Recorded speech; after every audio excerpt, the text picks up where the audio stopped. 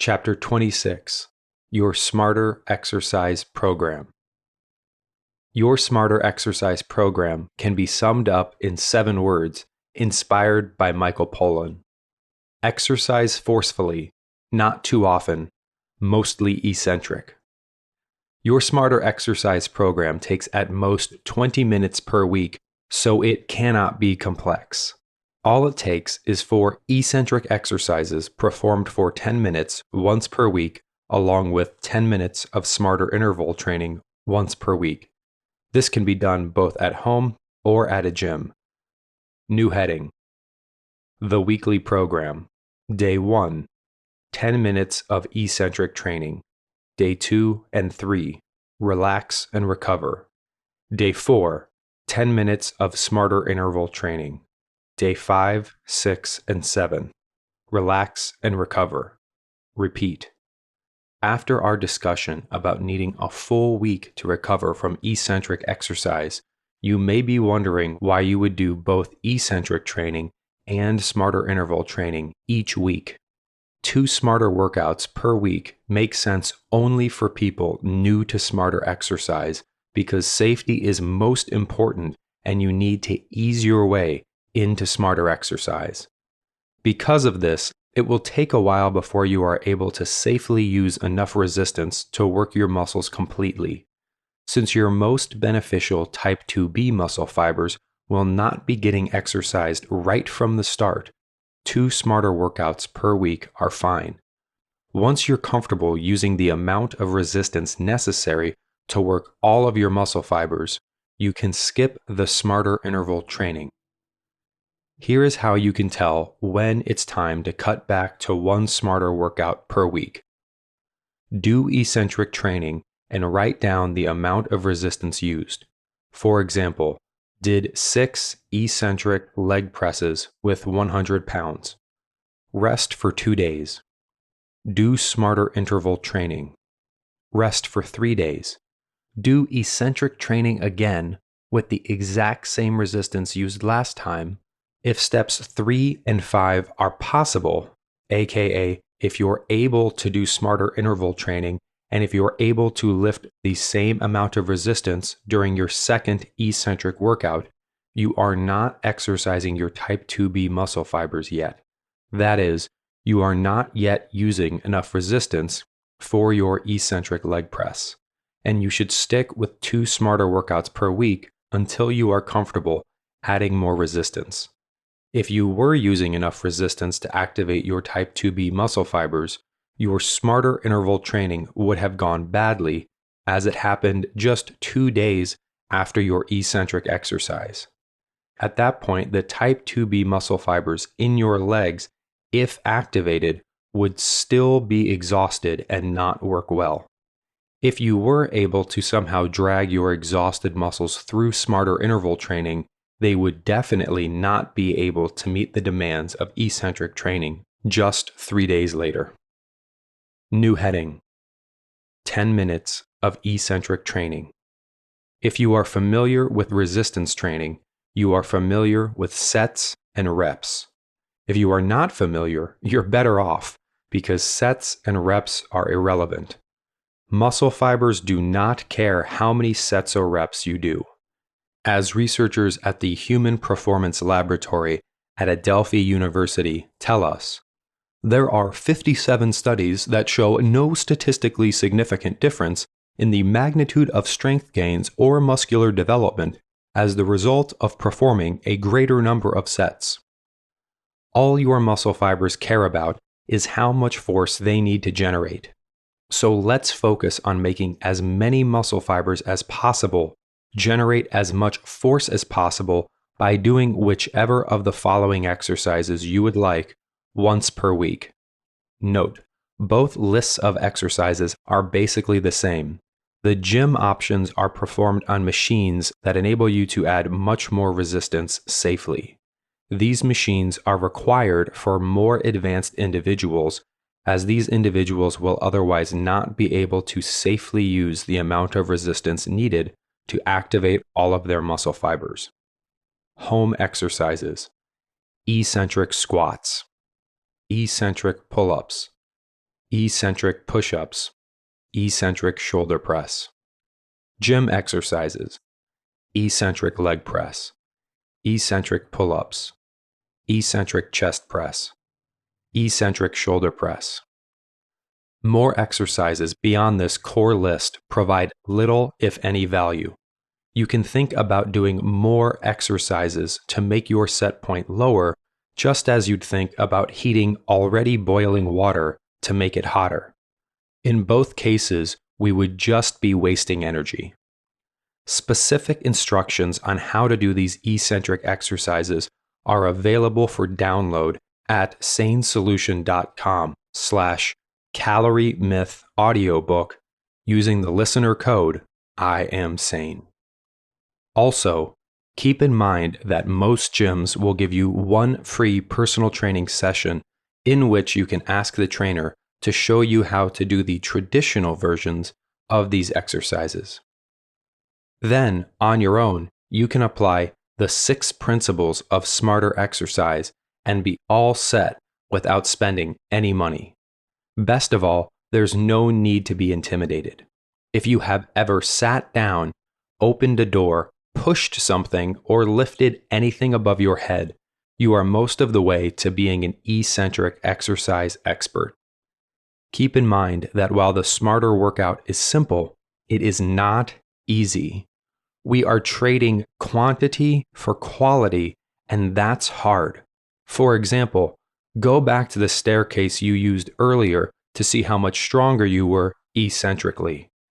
Walk up it normally and note how you feel. Now wait a few minutes and walk up the same staircase 2 steps at a time. Notice how this is more tiring? In both cases, you did the same quantity of exercise. You walked up the same number of steps, but by taking 2 steps at a time, you required your muscles to generate more force and therefore worked more muscle fibers and therefore expended more effort. 10 minutes of eccentric training should be like walking up a dozen stairs at a time. You will generate far more force and work far more muscle fibers than you literally ever have before. At the end of each exercise, you will be exhausted. It will not be fun, but the results are incredibly fun. Think of it as being a little bit like an immunization. You accept safe and short-term discomfort for a moment to avoid life-threatening and long-term discomfort later. Plus, it's encouraging to know that you only have to do it once per week for 10 minutes. New heading: What about my arms and abs? You do not need to do arm and ab specific exercises. If you enjoy doing them, that's fine, but please only do them after your 4 eccentric exercises just listed, and be sure they do not compromise your ability to perform those primary exercises. Your goal is to work as much muscle as possible, and arm and ab specific exercises work very little muscle. Besides, your 4 exercises work your arms and abs along with every other muscle on your body, and the hormonal impact of these big exercises will benefit your arms and abs more than bicep curls or crunches ever could.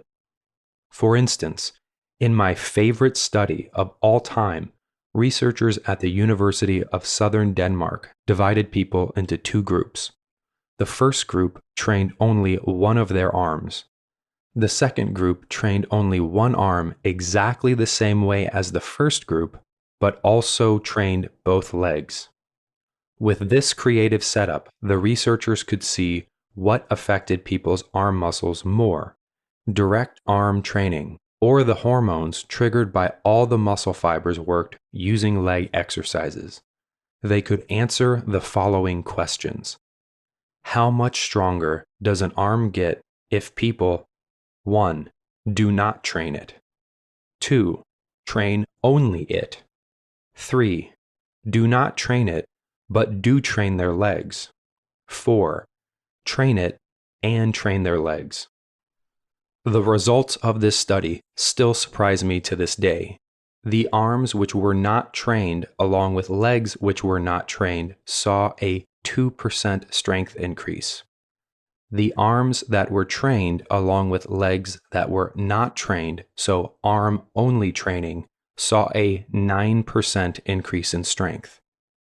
Now, the arms that were not trained, but were on the same body as legs that were trained, saw a 10% strength increase, i.e., an arm that was not trained directly, but is attached to a body where large leg muscles were trained, got stronger than an arm that was trained directly, but attached to a body whose legs were not trained.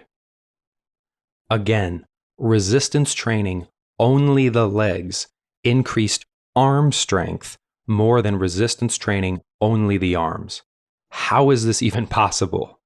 Leg training worked more muscle and therefore triggered more whole body transforming hormones than arm training.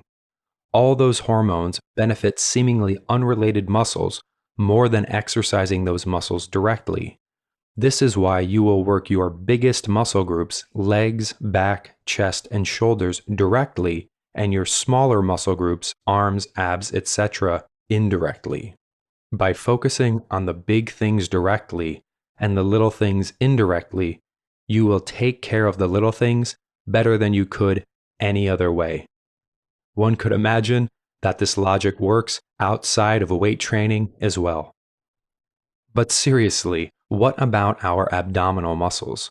Don't we want a flat, toned tummy?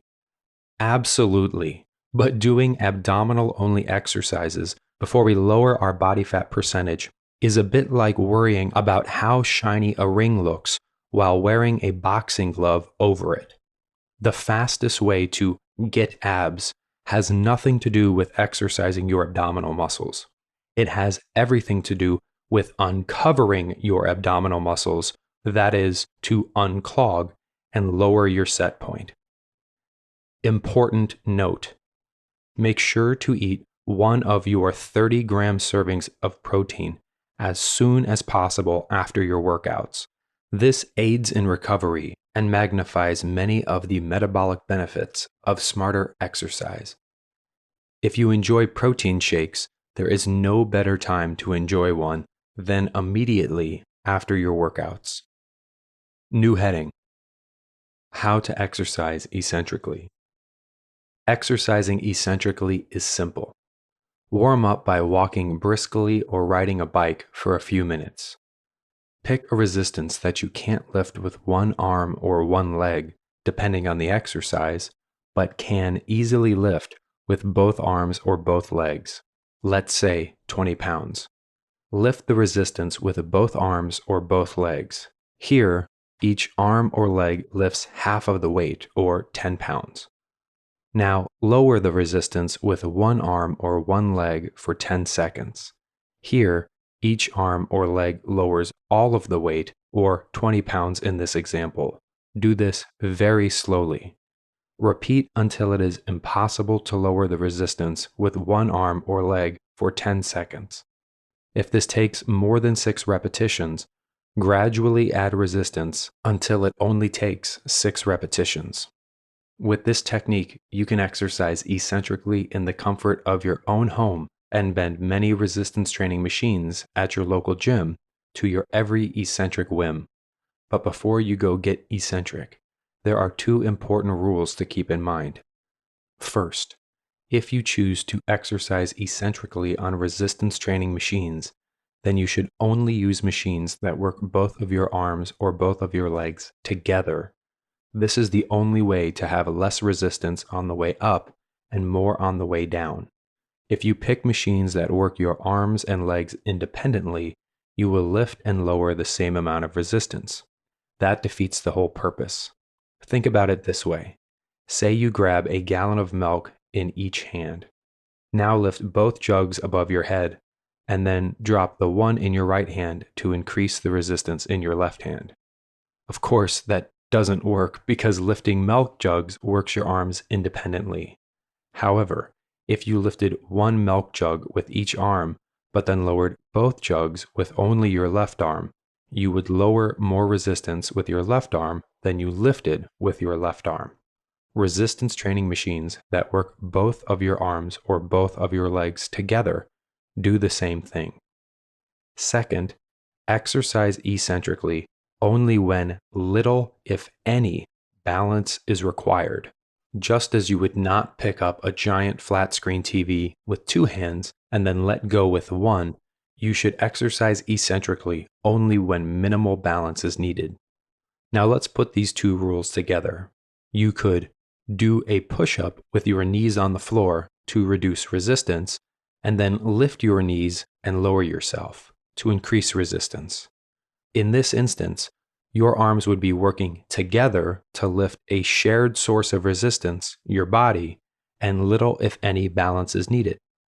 Similarly, you could stand up and then do a body weight squat down while hanging onto something for balance with one leg, and then stand back up using both legs.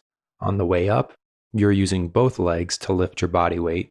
On the way down, you're using just one leg to lower your body weight. New heading: How to exercise eccentrically at home. Remember two key points when you start exercising eccentrically. First and foremost, nothing is more important than safety. The quickest way to compromise clog clearing is to get hurt. Eccentric training is designed specifically to minimize injury. It is slow and controlled and requires minimal balance, and you can even spot yourself. But you still need to ease into it and to keep perfect form. Second, once you have the hang of safely executing these exercises, you must push yourself as hard as you safely can.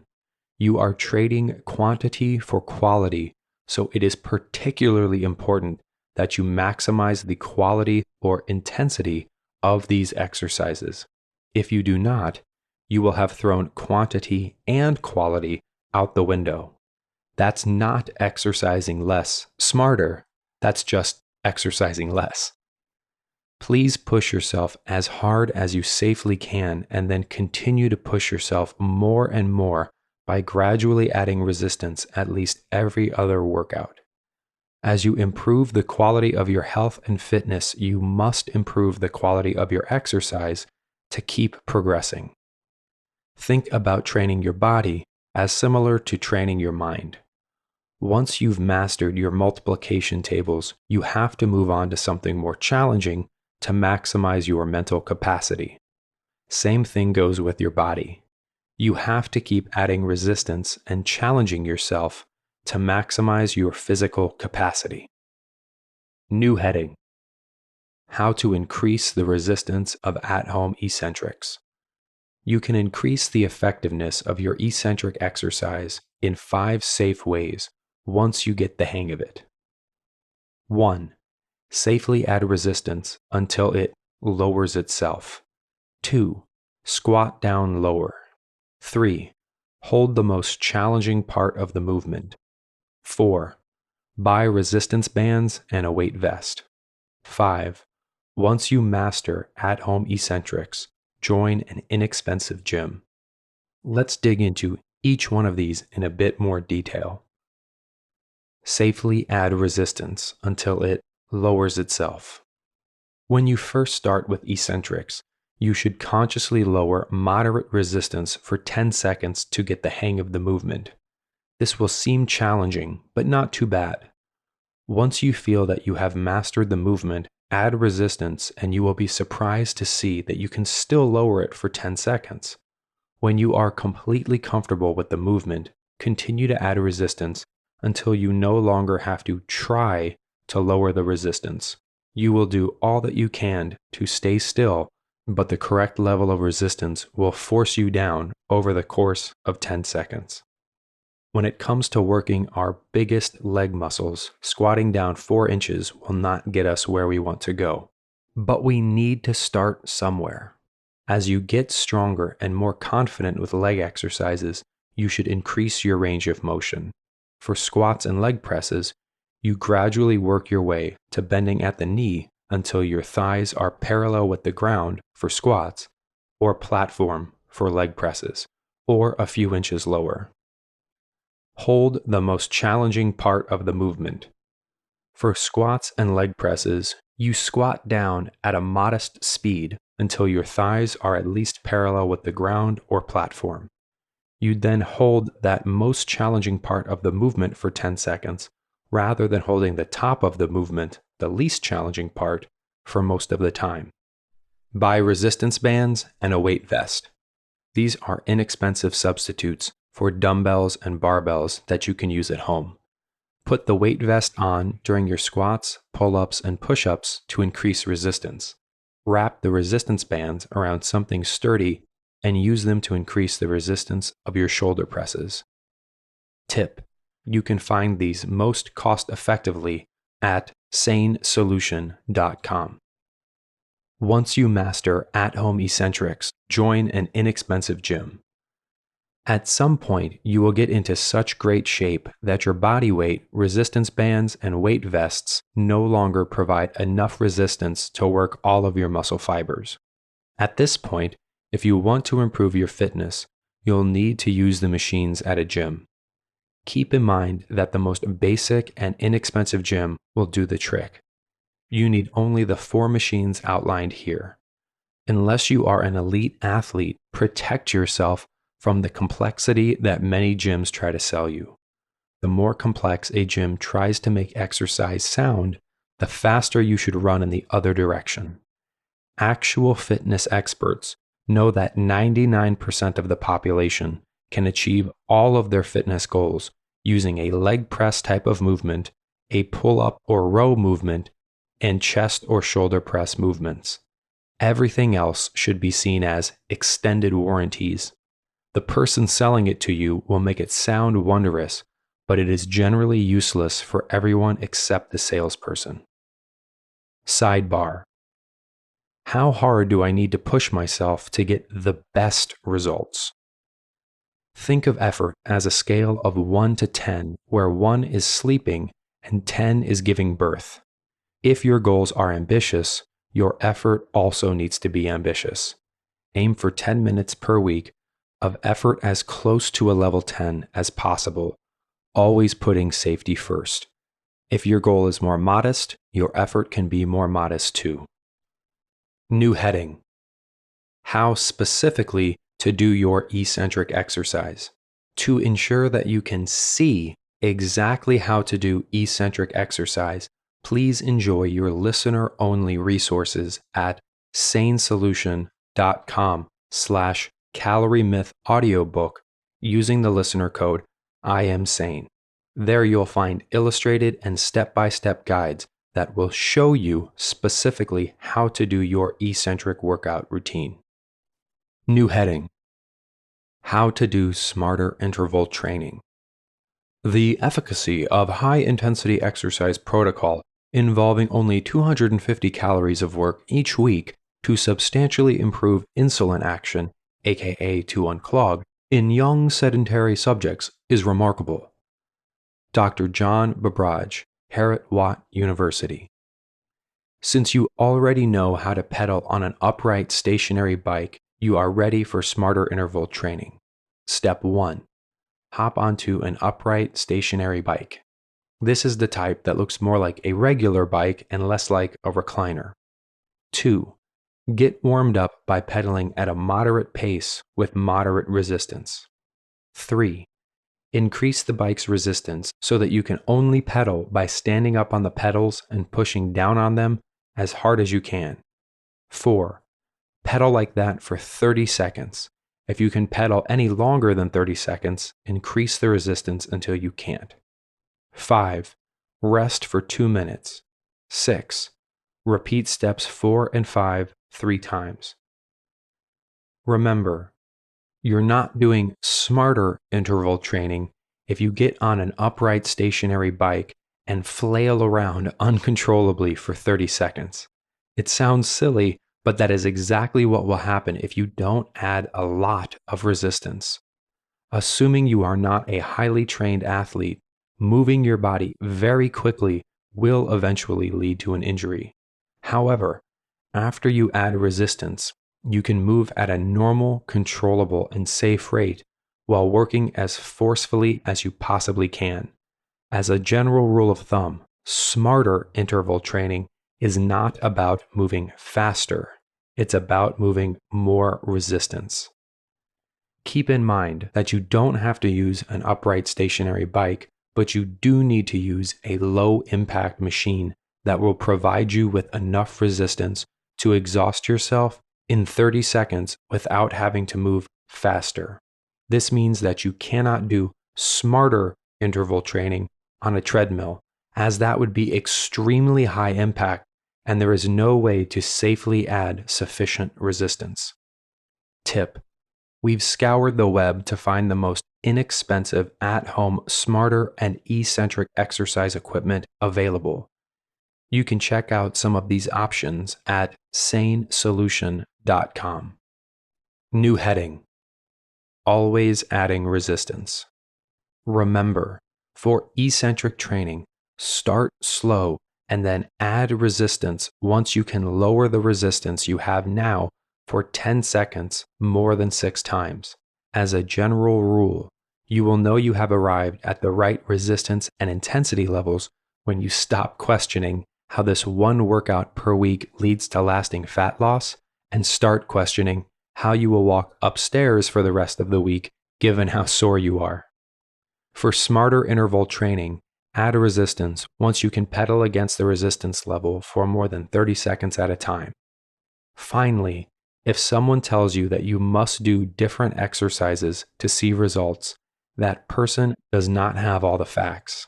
It is 100% true that you must continue to challenge your muscles if you want to continue to improve. However, this is most effectively done by continuing to add resistance, not by adding complexity.